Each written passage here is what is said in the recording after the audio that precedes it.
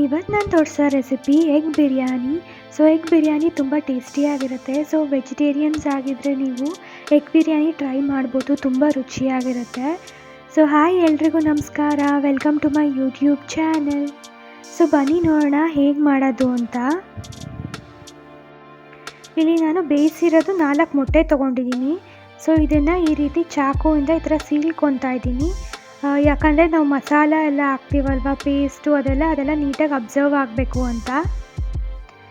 ಇದೇ ರೀತಿ ಎಲ್ಲ ಮೊಟ್ಟೆನೂ ಈ ಥರ ಸೀಳ್ಕೊತಾ ಇದ್ದೀನಿ.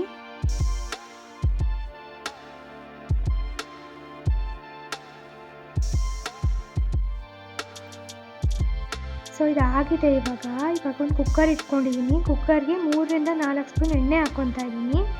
ಇಲ್ಲಿ ನಾನು ಮೊಟ್ಟೆನ ಇವಾಗ ಫ್ರೈ ಮಾಡ್ಕೊಬೇಕು. ಅದಕ್ಕೆ 1/4 ಸ್ಪೂನ್ ರೆಡ್ ಚಿಲ್ಲಿ ಪೌಡ್ರ್ ಹಾಕ್ಕೊಂಡೆ ಎಣ್ಣೆಗೆ. 1/4 ಸ್ಪೂನ್ ಪೆಪ್ಪರ್ ಪೌಡ್ರ್ ಹಾಕ್ಕೊಂಡೆ.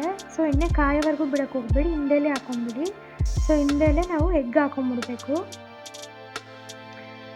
ಇವಾಗ ನಾವು ಎಗ್ನ 2 ಸೈಡೂ ಈ ರೀತಿ ರೋಸ್ಟ್ ಮಾಡ್ಕೊಬೇಕು.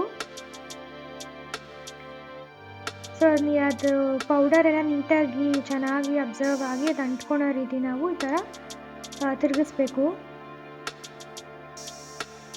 ನಿಮಗೆ ಕುಕ್ಕರಲ್ಲಿ ಈ ಥರ ಮಾಡೋಕ್ಕೆ ಕಷ್ಟ ಆದರೆ ನೀವು ಸಪ್ರೇಟಾಗೂ ಮಾಡ್ಕೊಬೋದು. ಯಾವುದಾದ್ರು ತವಾ ಯೂಸ್ ಮಾಡ್ಕೊಬೋದು, ಪ್ಯಾನು ಅಂಥದ್ರಲ್ಲಿ ಹಾಕ್ಕೊಂಡು ಮಾಡಿದ್ರೆ ನಿಮ್ಗೆ ಈಸಿ ಆಗುತ್ತೆ ಇನ್ನು. ಇದು ತಳ ಚಿಕ್ಕದಿರೋದ್ರಿಂದ ಅಗಲ ಕಮ್ಮಿ ಇರೋದ್ರಿಂದ ಈ ಥರ ಕಷ್ಟ ಆಗುತ್ತೆ. ನೀವು ಪ್ಯಾನಲ್ಲಿ ಮಾಡ್ಕೊಂಡ್ಲೂಬೋದು, ಈಸಿಯಾಗಿ ಆಗುತ್ತೆ.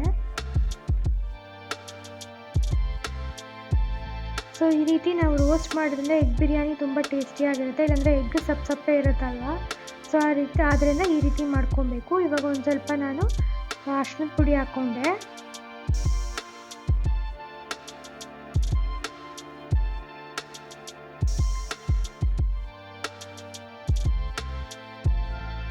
ನೀವು ನೋಡ್ಬೋದು ಎಗ್ಗೆಲ್ಲ ಚೆನ್ನಾಗಿ ಕೋಟ್ ಆಗಿದೆ.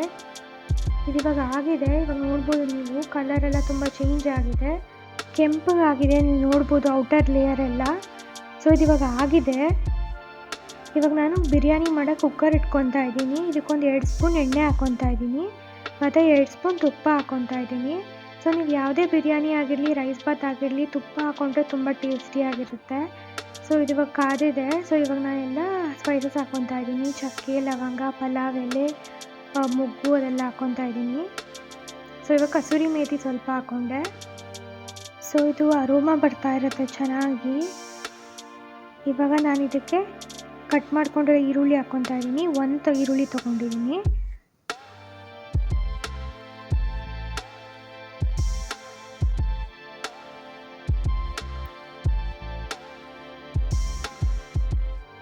ಕಾಲು ಟೀ ಸ್ಪೂನ್ ಅರಿಶಿನದ ಪುಡಿ ಹಾಕ್ಕೊಂಡೆ.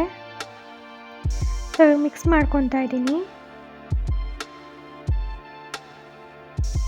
ಎಣ್ಣೆ ಚೆನ್ನಾಗಿ ಫ್ರೈ ಆಗಬೇಕು ಈರುಳ್ಳಿ. ಇವಾಗ ನೀವು ನೋಡ್ಬೋದು ಈರುಳ್ಳಿ ಆಲ್ಮೋಸ್ಟ್ ಫ್ರೈ ಆಗಿದೆ. ಇವಾಗ ನಾನು ಶುಂಠಿ ಬೆಳ್ಳುಳ್ಳಿ ಪೇಸ್ಟ್ 1 ಸ್ಪೂನ್ ಹಾಕ್ಕೊಂಡೆ. ಇದು ಸಹ ಫ್ರೈ ಆಗಬೇಕು ಎಣ್ಣೆಯಲ್ಲಿ.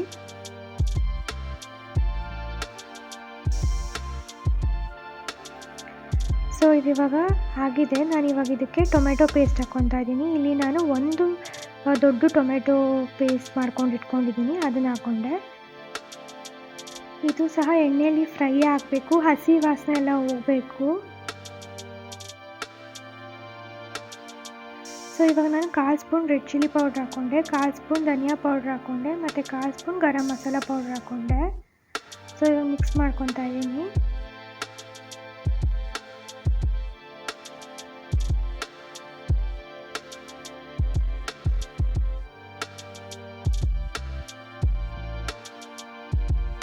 ಇದನ್ನು 3 ನಿಮಿಷಗಳ ಕಾಲ ನಾವು ಫ್ರೈ ಮಾಡ್ಕೊಬೇಕು. ಅದಾದಮೇಲೆ ನಾವು ಕೊತ್ತಂಬರಿ ಸೊಪ್ಪು ಮತ್ತು ಪುದೀನ ಪೇಸ್ಟ್ ಹಾಕ್ಕೊಂಡೆ.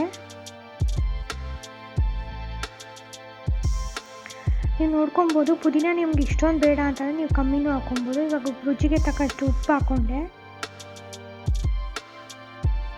ಇದು ನನ್ನ egg biryani actually green colour egg biryani ನಾನು ಮಾಡಿರೋದು.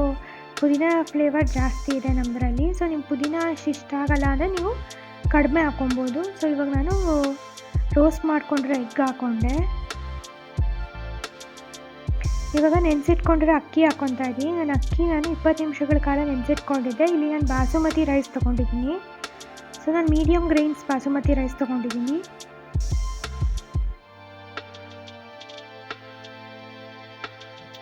ಸೊ ನೀವು ಈ ರೀತಿ ಮಿಕ್ಸ್ ಮಾಡ್ಕೊಬೋದು.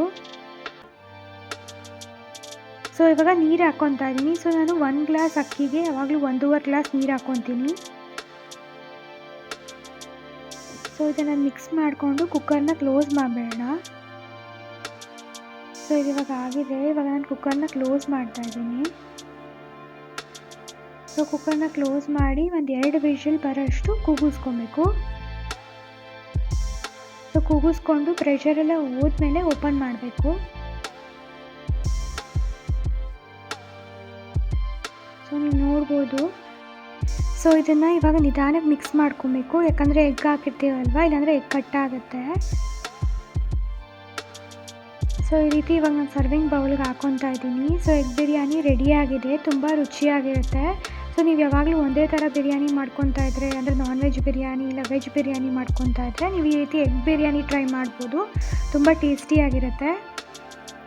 ಸೊ ಈಸಿಯಾಗೂ ಕೂಡ ಆಗುತ್ತೆ ಮತ್ತು ಕ್ವಿಕ್ಕಾಗಿ ಕೂಡ ಆಗುತ್ತೆ. ಸೊ ಎಲ್ಲರೂ ಟ್ರೈ ಮಾಡಿ ಹೇಗಿತ್ತು ಅಂತ ಕಾಮೆಂಟ್ ಸೆಕ್ಷನ್ಗೆ ಹೇಳಿ.